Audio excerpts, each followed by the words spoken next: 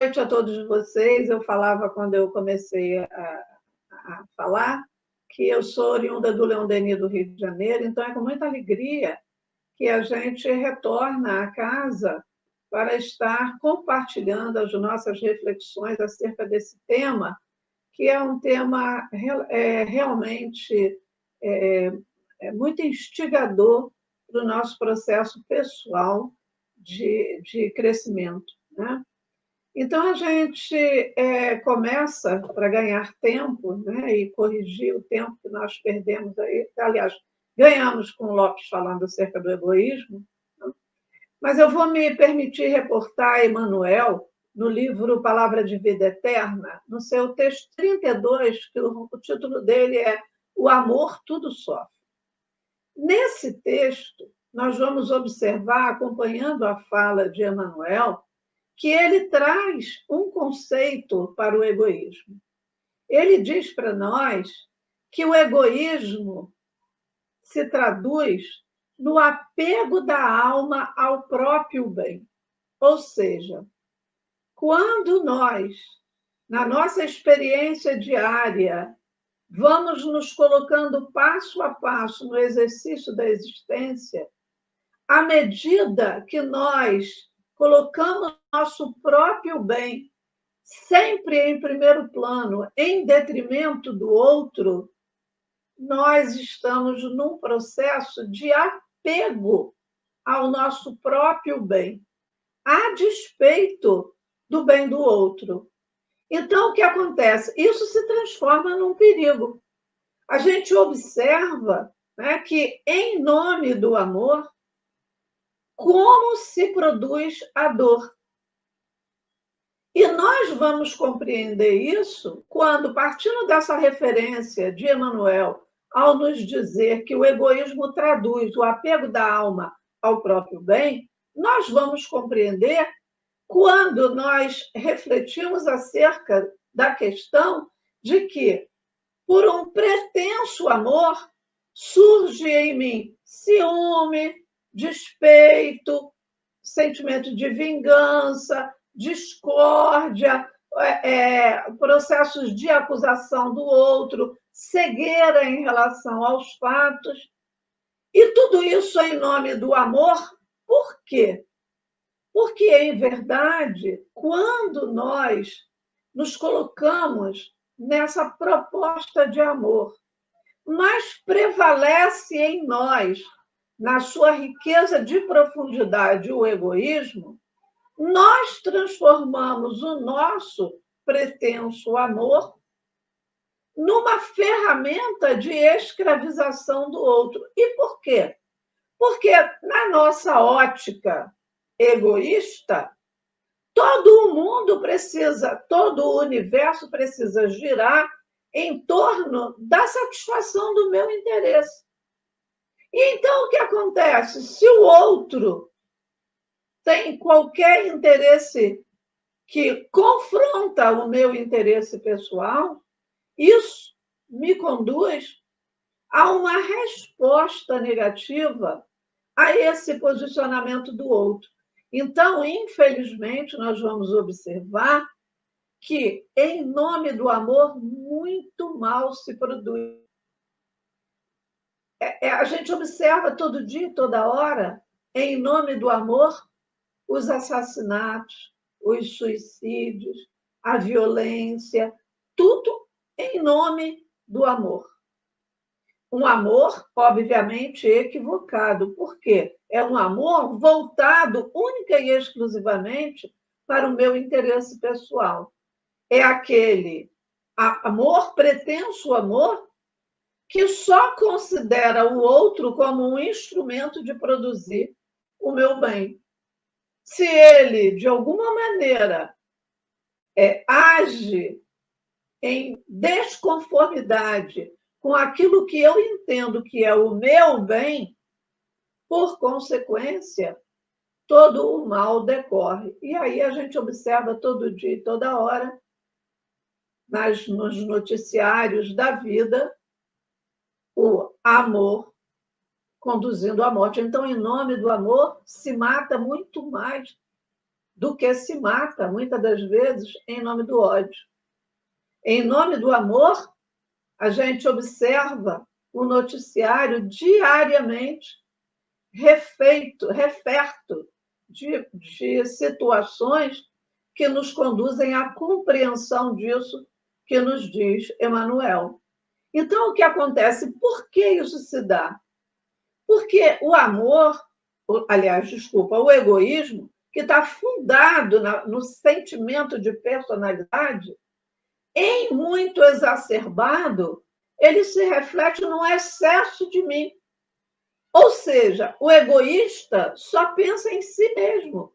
Tudo no universo precisa conspirar para o bem do egoísta. Se não conspira para o meu bem, obviamente, eu me coloco numa posição contrariada. E aí o que acontece com isso?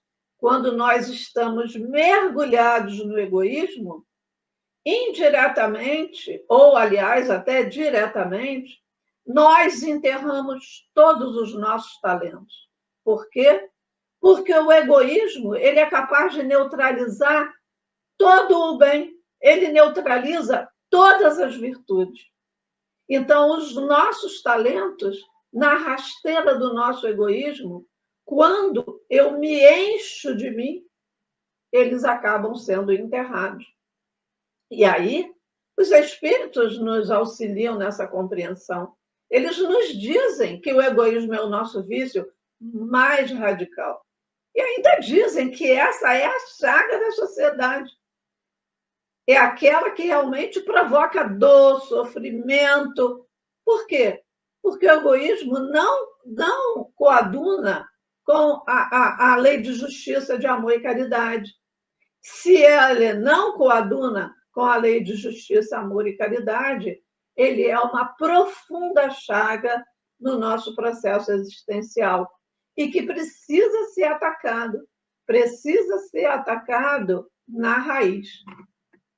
Então, o que acontece? Nós precisamos refletir da onde provém esse egoísmo que alcança um nível tão exacerbado no nosso dia a dia, na nossa experiência diária. E aí a gente precisa recorrer à Gênese. Lá na Gênese, no capítulo 3, os espíritos nos dizem que todas as nossas paixões e vícios têm origem no instinto de conservação. E aí o que acontece? Nós precisamos olhar para trás. Lá atrás, no nosso estágio animal, o instinto de conservação era uma forma de proteção.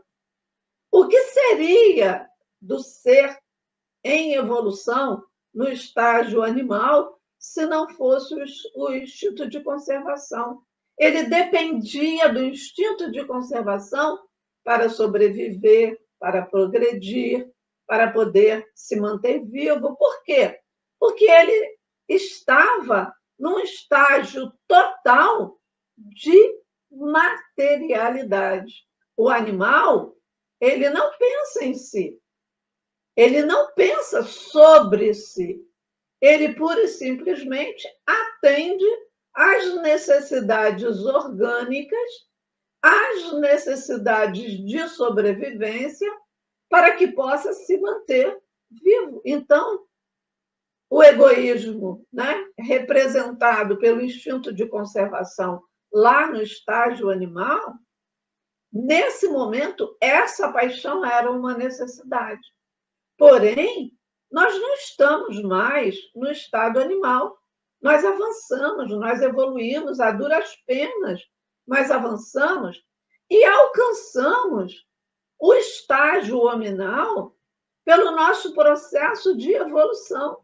E aí o que acontece? O estágio hominal traz para nós uma novidade. Que novidade é essa? A possibilidade de escolher, que se retrata no nosso livre-arbítrio. Porém, quando nós alcançamos esse estado evolutivo, nós automaticamente vamos conquistar também a responsabilidade pelos nossos atos. Ou seja, não é mais o instinto de conservação me levando a agir, mas é a minha possibilidade de escolher como agir. E aí, obviamente, nos primeiros momentos, ainda recém-saído do primitivismo, o instinto de conservação ainda falava muito alto em nós. Mas a partir da experiência e com a descoberta de o saber de que eu poderia escolher, vão surgindo as nossas necessidades de ordem moral. E essas necessidades de ordem moral são consequência do novo estado que nós adentramos, o novo estágio evolutivo que nós alcançamos por conseguirmos chegar, enquanto princípio inteligente, ao reino hominal, já não mais como animais, e sim como espíritos detentores do livre-arbítrio, com a possibilidade de escolher e, obviamente, em tendo a possibilidade de escolher, assumindo a responsabilidade pelas próprias escolhas. E aí, à medida que nós começamos a ter a possibilidade de escolher, vai surgir um fator que vai nos colocar frente a uma encruzilhada. Por quê? Porque o instinto de conservação vai pouco a pouco se transformando no egoísmo. Por quê? Porque há um sentimento em nós que é o sentimento de interesse pessoal. Então, enquanto animal, quando eu agia pelo instinto de conservação e fazia dessa forma para atender à necessidade de sobrevivência, no reino hominal, eu passo a escolher fundado no interesse pessoal. E aí eu me lembro que lá no Livro dos Espíritos está dito que a nossa maior dificuldade é nós enfrentarmos o interesse pessoal. Porque quando a gente mergulha pelo interesse pessoal, o que vai acontecendo?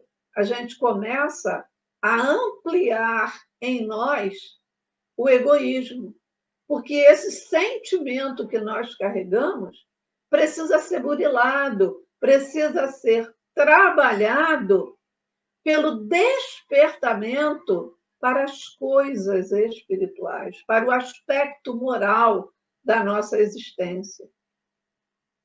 Enquanto ser animal, atender às necessidades de ordem material faz parte do processo. Mas, enquanto ser hominal, surgem necessidades de ordem moral que nós precisamos aprender a lidar com elas para que possamos construir as nossas virtudes. E aí, se nós trabalhamos da forma adequada, o que vai acontecer? A valorização das coisas espirituais vão nos auxiliar a dar menos valor às coisas de ordem material.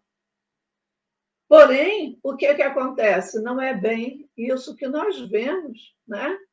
Quando a gente olha em volta e quando a gente vira a lente para nós mesmos.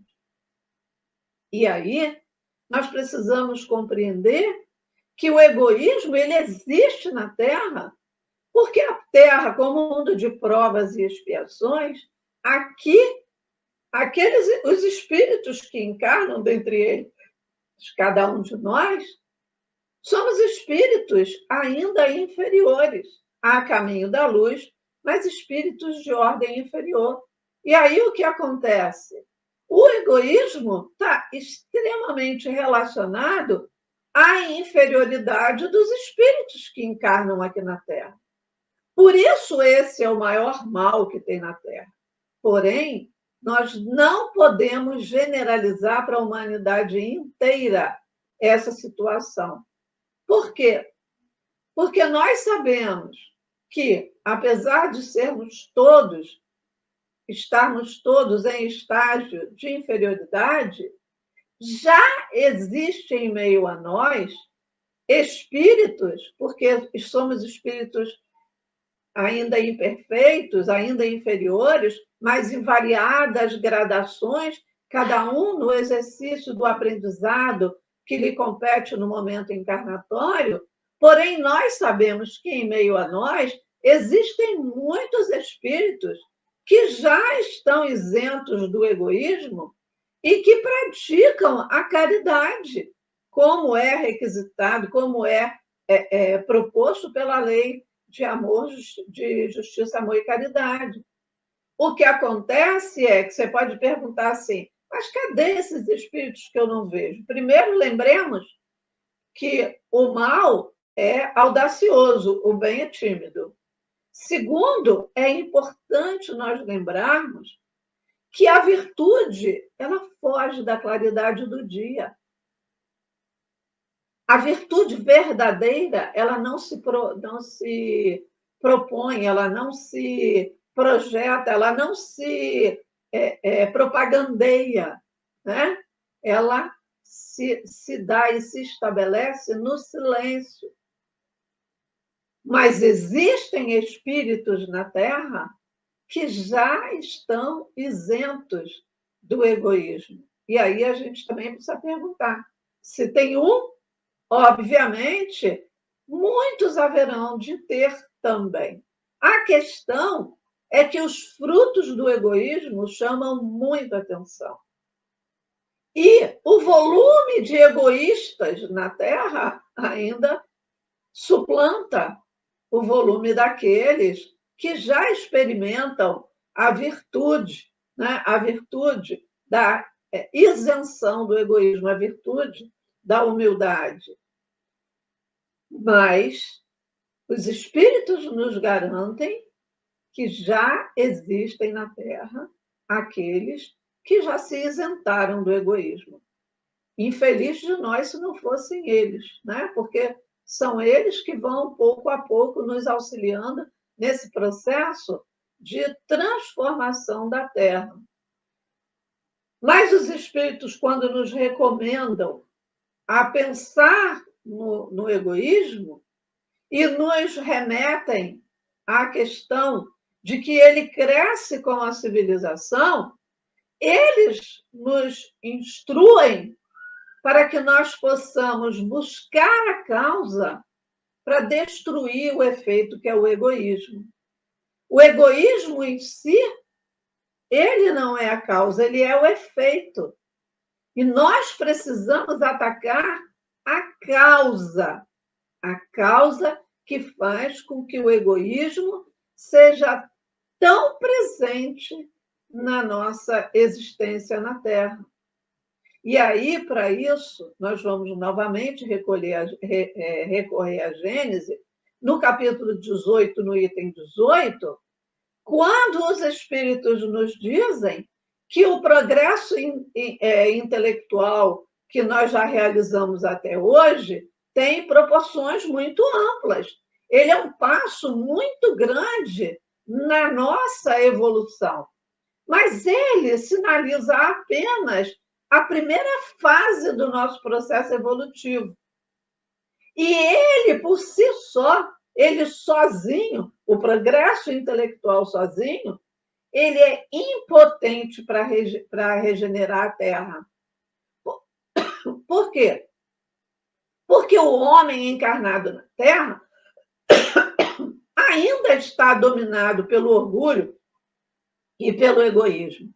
Então, o que acontece? Esse progresso intelectual que nós construímos ao longo da nossa evolução com tanta pujança, considerando que o homem ainda está muito dominado pelo orgulho e pelo egoísmo, o que vai acontecer? Ele vai usar esse progresso intelectual de uma forma equivocada. Ele vai usar a inteligência, os conhecimentos em proveito de quem? Dos seus próprios interesses pessoais, das suas próprias paixões. E aí o que acontece? Lançando mão da inteligência e desses conhecimentos adquiridos ao longo do processo evolutivo, fundando a sua ação nos interesses pessoais, o que acontece? Nós, humanos, ainda aplicamos todo esse conhecimento intelectual aperfeiçoando os meios de prejudicar o semelhante. Muitas das vezes de destruir o semelhante. E nós temos aí exemplos mil para isso. Então, o conhecimento intelectual sozinho ele não dá conta de erradicar o egoísmo na face da Terra. E aí o que acontece? Nós precisamos olhar em volta e observar que o egoísmo já produziu e ainda produz muito mal. E isso vai tornando evidente a necessidade de extirpar esse egoísmo. A cada dia que passa, a gente vai ficando mais sufocado pelo egoísmo que prevalece na Terra. E aí a gente vai observando que o mal vai se tornando um mal excessivo. E à medida que ele vai crescendo e que ele vai se tornando tão excessivo, o que acontece? Ele vai tornando compreensível para todos nós humanos a necessidade do bem e das reformas. É preciso que a gente chegue no fundo do poço para poder perceber que as mudanças precisam se estabelecer. À medida que a gente vai se adiantando, a gente vai compreendendo que o mal está muito escandaloso. E aí, todo um empreendimento para que a gente possa reprimir os abusos. E aí a gente olha em volta, uma luta enorme por direitos humanos, por mudança nisso, mudança daquilo, porque aqueles que já vão despertando vão trabalhando para que a repressão aos abusos possa se estabelecer. Mas ainda nós recorremos ao capítulo 28 da Gênesis, no item 19, para lembrar que os espíritos nos dizem o seguinte: o progresso intelectual só não dá conta. Mas se só não dá conta, o que mais é necessário? E aí eles trazem para nós. Só o progresso moral é capaz de assegurar para nós a felicidade. Só o progresso moral. Só ele tem força suficiente para combater esse mal radical, essa chaga que avança, adentra pelos meandros da sociedade. Só o progresso moral para dar conta do egoísmo. Só ele vai possibilitar que a gente tenha felicidade ainda aqui na Terra. Por quê? Porque só o progresso moral é capaz de colocar um freio às nossas paixões. Só o progresso moral é capaz de permitir que venha reinar entre nós a paz, a concórdia, a fraternidade. Só o progresso moral. Porque se nós estivermos só no aspecto intelectual, não estaremos atribuindo a esses valores a importância que eles merecem. Nós sabemos que o egoísmo domina ainda, mas a gente sabe que o progresso moral pode nos permitir acabar com ele. E quando ele for extirpado da sociedade humana, aí sim os homens vão poder viver como irmãos, porque a sociedade, a solidariedade vai estar impulsionando as nossas ações. Aí o que vai acontecer? Aí o forte realmente, ao invés de oprimir o fraco, estará amparando esse fraco. Aí, como nos dizem os espíritos na lei de sociedade, a ninguém vai faltar o indispensável. Por quê? Porque todo mundo vai estar focado em praticar a lei de justiça. Então, onde reina a lei de justiça, amor e caridade, a ninguém falta o necessário. E aí, quando nós pensamos sobre isso, nós podemos concluir que o momento em que nós conseguirmos alcançar esse estágio, o reinado do bem estará implantado entre nós.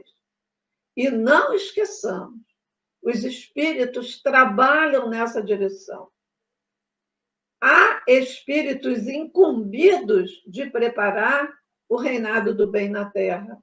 E nós precisamos estar atentos, porque não só os espíritos responsáveis pelos destinos da Terra estão nessa ação. Nós precisamos dar o nosso contributo.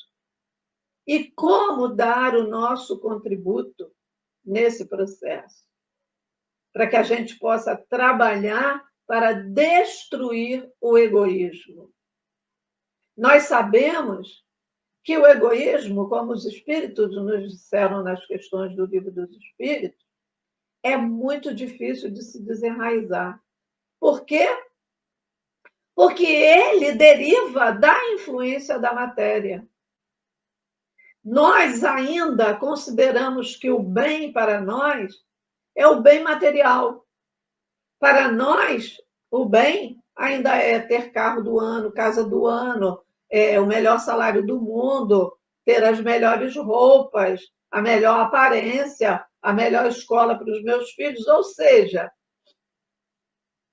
na verdade, o nosso egoísmo ele está, né, totalmente atrelado à influência que a matéria exerce sobre nós. Por isso, a necessidade de trabalharmos para desenvolver o aspecto espiritual, para modificarmos essa influência, para reduzirmos a influência da matéria sobre as nossas ações. E por que a influência da matéria ainda é tão grande em nós? Porque, apesar dos pesares, nós ainda estamos muito próximos da nossa origem. Nós estamos muito próximo do animal do que da angelitude. Estamos ainda nos primeiros degraus do nosso processo evolutivo. Então, é importante nós reconhecermos isso para que nós possamos compreender aonde nós precisamos atuar. Mas nós não podemos nos esquecer que, por conta dessa influência da matéria, tudo na sociedade onde nós estamos encarnados concorre para manter o egoísmo em um nível alto. Tudo concorre. As nossas leis favorecem a manutenção do egoísmo. A nossa organização social favorece, propicia que o egoísmo cresça em nós. O nosso próprio processo educacional contribui para isso. Então, há necessidade que nós entendamos que há uma ligação com a matéria que nos atrapalha nesse processo de combater, destruir o egoísmo. Mas, apesar dessa influência atrapalhar, ela não nos impede de avançar. Então, por que ela não impede? Porque o caminho para que a gente possa dar conta dessa missão é enfraquecer o egoísmo através de uma vida moral mais aprimorada, mais enfática, fazendo com que a predominância do espiritual sobre o material possa verdadeiramente se construir em meio a nós. E aí, o que acontece? O que acontece é que os espíritos nos alertam que o espiritismo ele pode nos favorecer nesse processo de combate ao egoísmo. E muito importante nós entendermos que a quem muito foi dado, muito será pedido, e se nós já temos essa ferramenta nas nossas mãos, importantíssimo nós nos lembrarmos de que é importante nós fazermos uso do Espiritismo para trabalharmos o nosso egoísmo. Os Espíritos nos dizem que o Espiritismo, quando bem compreendido, ele vai transformar a humanidade. Por quê? Porque o Espiritismo bem compreendido, ele nos auxilia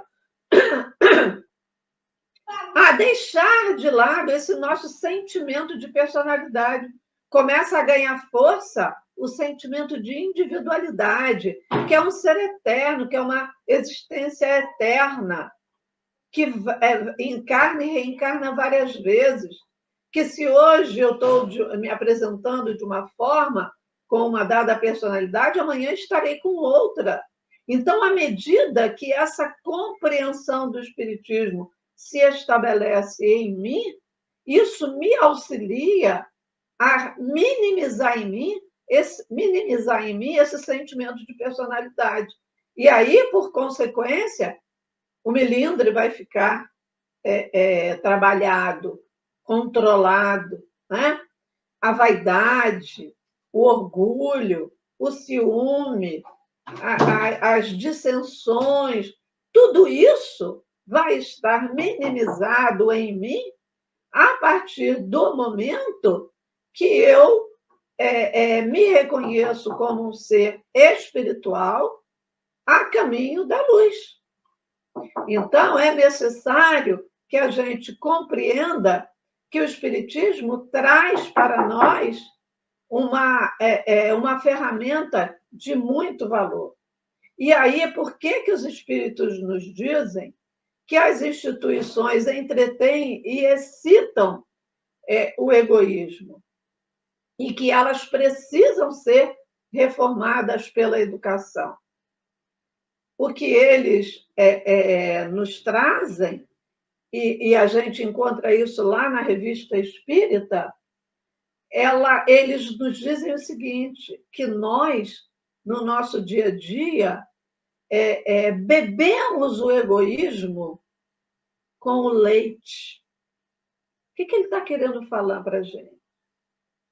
Que o nosso processo educacional é falho dentro das nossas instituições. E qual é a instituição mãe da sociedade? É a família. Então, o processo educacional na família, ele é um processo educacional que favorece, estimula, entretém o egoísmo. E por que isso? Porque nós trabalhamos o nosso processo educacional com as nossas crianças para que as nossas crianças, os nossos filhos, se tornem homens de bem. Mas o que para nós representa homem de bem? O que para nós representa homem de bem é ele ser bem-sucedido na vida. Em que vida? Na vida material. Que ele tenha um bom emprego, que ele tenha uma boa formação universitária, que ele se transforme num profissional de valor, que ele consiga uma boa renda, que ele tenha uma boa casa. Ou seja, a nossa ótica educacional está focada no processo material, nas questões de ordem material. Se nós dedicássemos no processo educacional à formação moral o mesmo empenho que nós dedicamos à formação intelectual, nós estaríamos transformando a sociedade com uma facilidade muito maior do que a que nós enfrentamos no atualmente, na nossa atualidade. Por quê?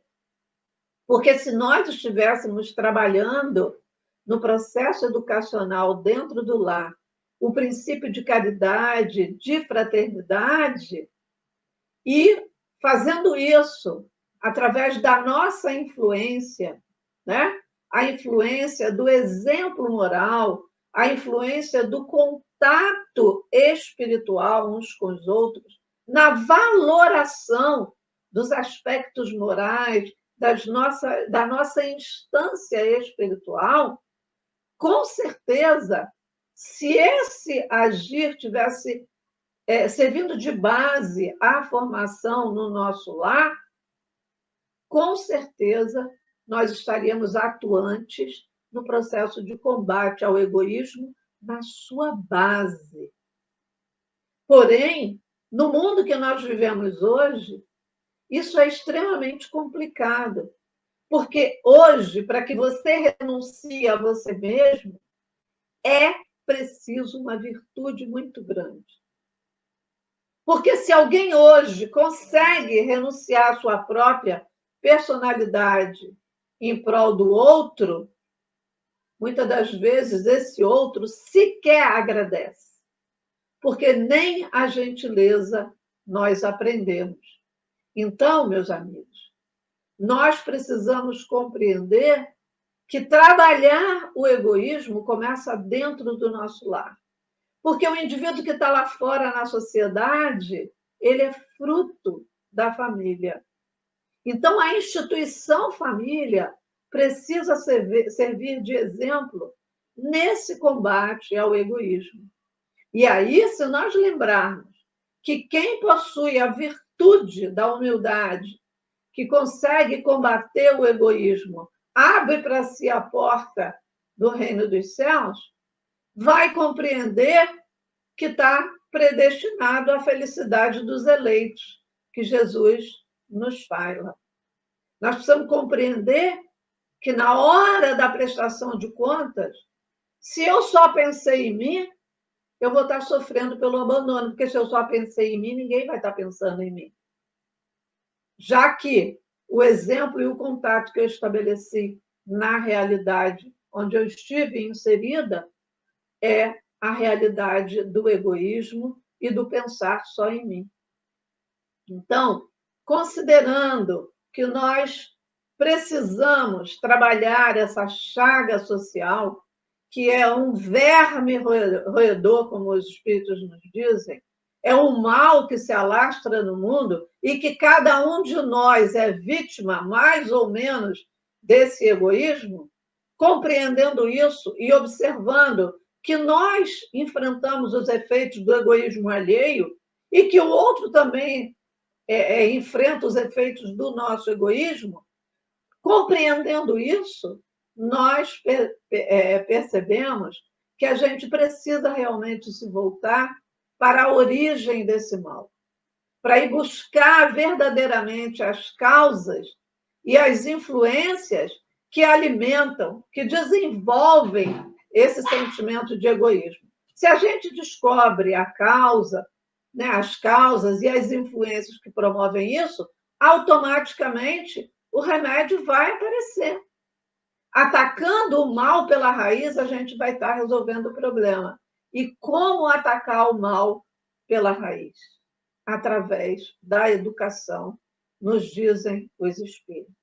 Não a educação para fazer homens instruídos, mas a educação para verdadeiramente formar homens de bem no aspecto moral, homens de caráter, homens que privilegiem o bem, homens que respeitem o outro, que respeitem as diferenças, que pratiquem a lei de amor, justiça e caridade. Esse é o homem de bem, não o homem que pensa apenas em si, a despeito do que possa acontecer ao outro. E aí nós recorremos a uma expressão que está no próprio capítulo que nós estamos estudando hoje, né?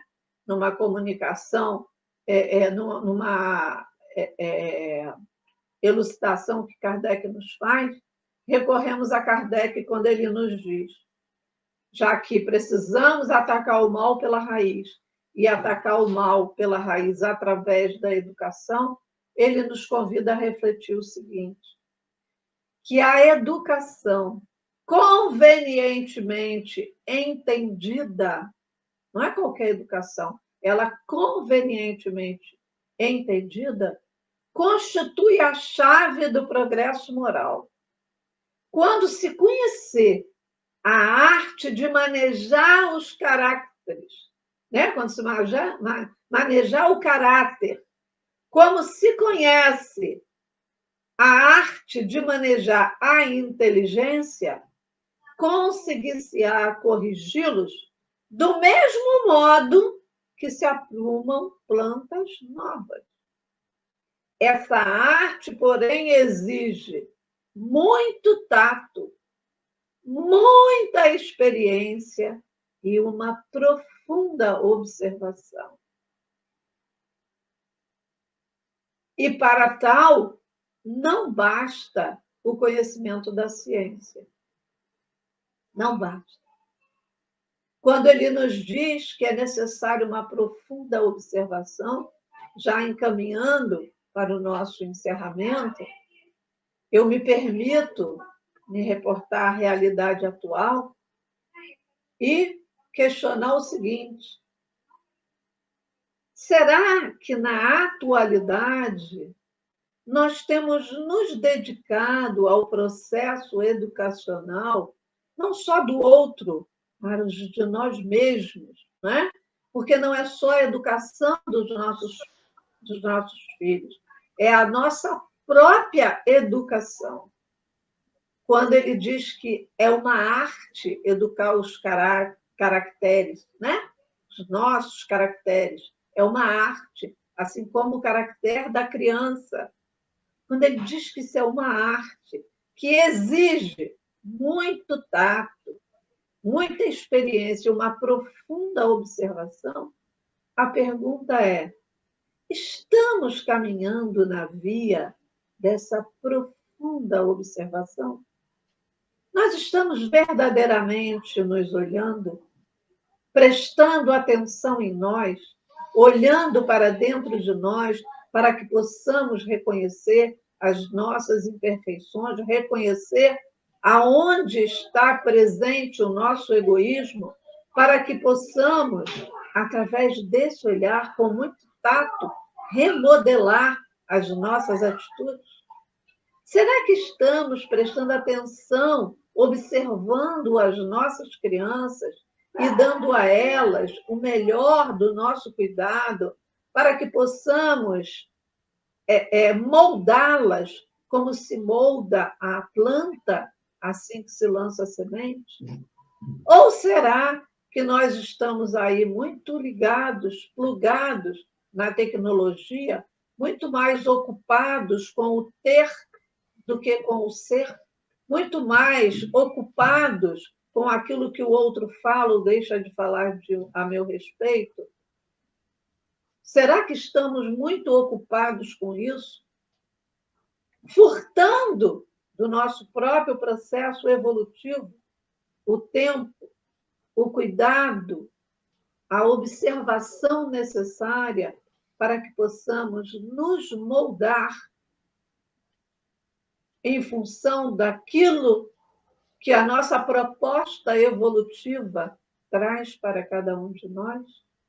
Enfim, essa é a nossa reflexão final. Já que precisamos atacar o mal pela raiz para combatê-lo, extirpá-lo e alcançarmos a felicidade, e só conseguiremos fazer isso através da educação, que nos dediquemos a esse exercício, em prol do nosso aprimoramento, em prol do próprio auxílio aos espíritos que nos são confiados para progredir, para evoluir, para aprender através da experiência.